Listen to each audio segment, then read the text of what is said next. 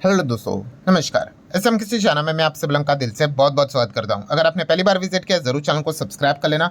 Free stock market classes इस channel को जरूर फॉलो करना, क्योंकि कल के दिन इस चैनल के ऊपर एक इंपॉर्टेंट लेक्चर अपलोड होने वाला है, उसको गलती से भी मिस मत करना। रिमाइंडर सेट करके रखना।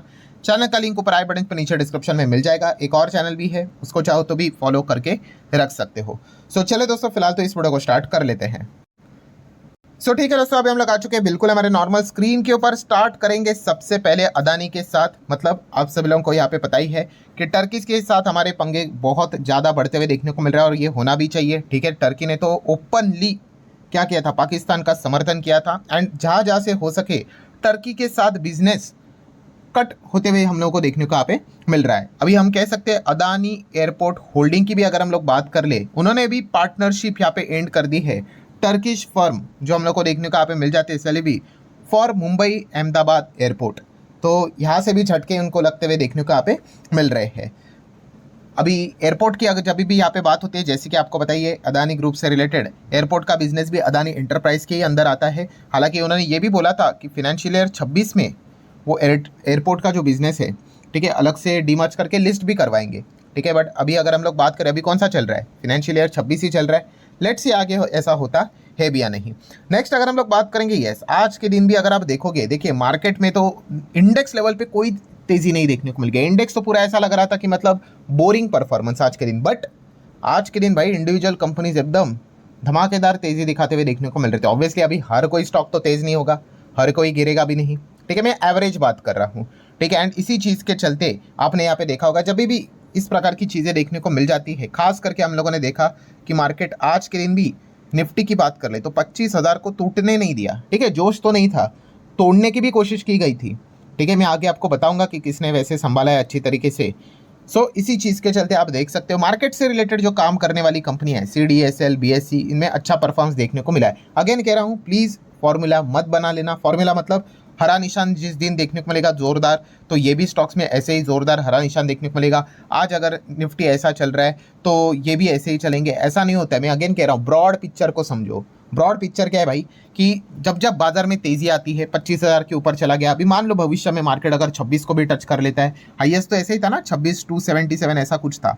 मान लो अगले हफ्ते ऐसा हो जाता है, तो फॉर एग्जाम्पल के लिए तो आप सोच कर देखिए, पूरे न्यूज़पेपर के ऊपर, ठीक है, न्यूज़ चैनल के ऊपर, बिजनेस चैनल के ऊपर, ठीक है, हर जगह पे आपको ये खबरें छाती हुई देखने को मिलेगी, अरे मार्केट में आ गई तेजी, पुराना लेवल तोड़ दिया ऑल टाइम। तो क्या होगा, जो जितने पुराने प्लेयर्स थे, जो कमज़ोर इन्वेस्टर होते हैं, जो क्या करते हैं, मार्केट गिरते वक्त भाग जाते हैं और तेज़ी में वापस आते हैं, तो उनकी भीड़ आ जाती है। एंड इस चीज़ के चलते क्या होता है, फिर इन कंपनीज के बिजनेस को फायदा होता है, क्योंकि आपको पता ही है इनका बिजनेस ही वैसा है कि ज़्यादा से ज़्यादा लोगों ने ट्रेड मतलब इन्वेस्टमेंट करना चाहिए, ट्रेड करना चाहिए, चीज़ों को खरीद के बेचना चाहिए। ठीक है, मल्टीपल चीज़ें होती है जहाँ से इनको अर्निंग होती है, बट सबसे मेन यही होता है कि ट्रैफिक होना चाहिए। बट जब बाजार एकदम नीचे रहता है तो क्या हो जाता है, तो ट्रैफिक लोगों का काफ़ी कम हो जाता है, डीमैट अकाउंट तो लोग क्लोज करना स्टार्ट कर देते हैं। ठीक है, तो इस प्रकार की चीज़ें देखने को मिल जाती है। एंड जब जब बाजार में तेजी आती है, मार्केट ऑल टाइम हाई की ओर भागना स्टार्ट करता है, तो और क्या चीज़ देखने को मिल जाती है, IPO आने के चांसेस रहते हैं। IPO आएगा तो अगेन इन कंपनीज की कमाई हो जाती है, IPO के चलते इनको भी बेनिफिट मिलता है। टॉप पे जाएगा तो कॉर्पोरेट एक्शंस होंगे, तो इन कंपनीज को बेनिफिट मिलेगा। तो एक ब्रॉड व्यू हम लोग को देखने को मिल जाता है। एंड वाइस वर्सा, मार्केट अगर गिर गया तो इनकी भी पिटाई हो जाती है। आप इनके चार्ट्स को अगर कंपेयर करके देखोगे तो आपको सेम चीज़ें देखने को मिलेगी जो मार्केट रिलेटेड बिजनेस करते हैं। एंजल वन भी आप लोगों ने देखा होगा, सबसे सब आप देख सकते हैं, एंजल वन, BSE, CDSL, जितने भी कैपिटल मार्केट, स्टॉक मार्केट से रिलेटेड जो कंपनियां हैं, वो निफ्टी 25,000 के मार्क को आज के दिन भी मेंटेन करते हुए देखने को मिल गया। इसी चीज़ के चलते एक अच्छा परफॉर्मेंस दिखा रहा है। मान लो निफ्टी में वापस कुछ दिक्कत हो गई, कुछ तो वर्ल्ड लेवल पे हो गया, 20,000 आ गया, वापस ये कंपनीज की हालत खराब, वापस लोग भागना शुरू है, SIP बंद, ये चीज़ें चलती रहती, कई सालों से हम समय से देख ही रहे हैं। ठीक है, तो इनका बिजनेस इसी प्रकार से हम लोग को प्लस माइनस होते हुए देखने को मिल जाता है। देन अगर हम लोग बात करेंगे MCX, और MCX में क्या हो गया, ऐसा वैसा दे, अरे हर किसी स्टॉक में अगर आप देखोगे, मार्केट में जब एक अच्छी रौनक आती है तो अक्रॉस द बोर्ड हर एक किस में आपको मैक्सिमम तेजी देखने को मिलेगी, एवरेज अगर आप देखोगे तो ऐसी कोई गारंटी वाली बात नहीं होती कि हर एक में कोई ना कोई खबर है करके। तो ये चीज़ें हम लोग को हमेशा प्लेटफॉर्म वाइज देखने को यहाँ पे मिल जाती है।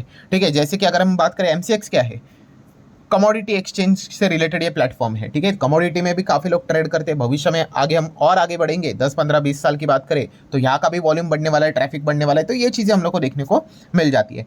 टाटा टेक की अगर हम लोग यहाँ पे बात करेंगे दोस्तों, तो यस, यहाँ पे MSCI में आपको बताइए टाटा टेक का इंक्लूजन यहाँ पे हो चुका है। वो तो ऑलरेडी हम लोग को यहाँ पे पता था। एंड सेम चीज़ कि बाजार में एक अच्छी रौनक देखने को मिल जाती है, तो across the all sector boards आपको यहाँ पे तेजी देखने को यहाँ पे मिल जाते हैं। एंड गिरावट होती है तभी भी, वैसे अब कोविड के वक्त भी तो हम लोगों ने देखा था गिरावट हुई थी, सभी कंपनीज गिर गए थे। ऐसा क्या हो गया था, बाकी कंपनीज को थोड़ी ना कोरोना लग जाता है, बट वो एक सेंटिमेंट होता है, पैनिक होता है, तो हर कोई पैनिक होता है, खरीदने के लिए आते हैं तो हर कोई भागकर खरीदने के लिए आ जाता है। ये नॉर्मल मार्केट का नेचर हम लोग यहाँ पे देख चुके हैं, क्योंकि इंसान इमोशनली डिसीजंस यहाँ पे लेता है, और ये जो इमोशनली डिसीजंस लेकर चलने वाले जो होते हैं वो ज़्यादा पैसा यूजुअली मार्केट में नहीं कमा पाते हैं, ठीक है। बट यस, इनकी संख्या आपको बहुत ज़्यादा मार्केट में देखने को मिल जाती है। इरेडा की बात करें, ठीक है, आज के दिन भी यहाँ पे भागा है, बट आप सभी लोगों को यहाँ पे पता ही है कि जो इरेडा ने कोर्ट की अगर बात करें, कौन सा कोर्ट रहता है पहला, NCLT, national company law tribunal में यहाँ पे जो अर्जी दी थी कि भाई इंसॉल्वेंसी की, कि भाई जेंसॉल को तो इंसॉल्वेंट ही कर दो, ठीक है, मतलब इनके लायबिलिटीज़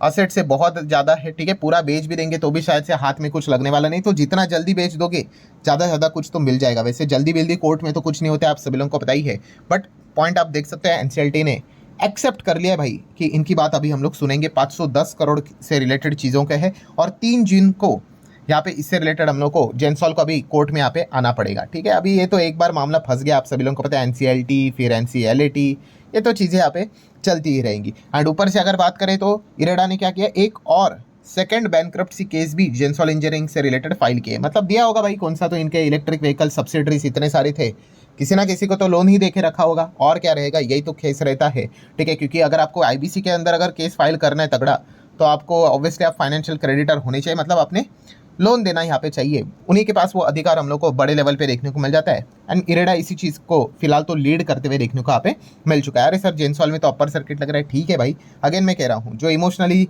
चीज़ों को डील करता है वो तो फंसेगा ही फंसेगा। मार्केट क्या है भाई, मार्केट में थोड़ी ना ऐसा होता है कि सिर्फ आपको यहाँ पे मतलब हरा रंगी ऐसे हरे डॉट्स देखने को यहाँ पे मिल रहे हैं, नहीं, हरे डॉट्स भी यहाँ पे रहेंगे, फिर लाल डॉट्स भी यहाँ पे रहेंगे, बट आपने वो समझ होनी चाहिए कि एग्जैक्टली चीज़ें क्या चल रही है करके, ठीक है। उस हिसाब से अगर आप मार्केट को देखोगे तो ठीक है। अगर आपका मन यहाँ पे इस प्रकार से अगर चेंज हो जाता है, मतलब क्या है कि अगर ऐसे ऐसे ऐसे ऐसे ऐसे स्टॉक नीचे अगर गिर रहा है, एंड उसके बाद अगर आप कहते हो कि मतलब खराबी हो गया, एंड अगर सडनली अगर वो ऐसे ऐसे भागना शुरू, तो आप कहते हो नहीं नहीं अच्छा है करके, तो ये चीज़ें आपको लॉन्ग रेंज में मतलब टिकने के लिए मार्केट में मतलब काफ़ी घातक है ये चीज़, ठीक है। मैंने इसके पहले भी आपको कहा, ये मार्केट का तो नॉर्मल नेचर हो गया कि मार्केट ऐसा नीचे भी जाएगा, मार्केट ऐसा ऊपर भी जाएगा।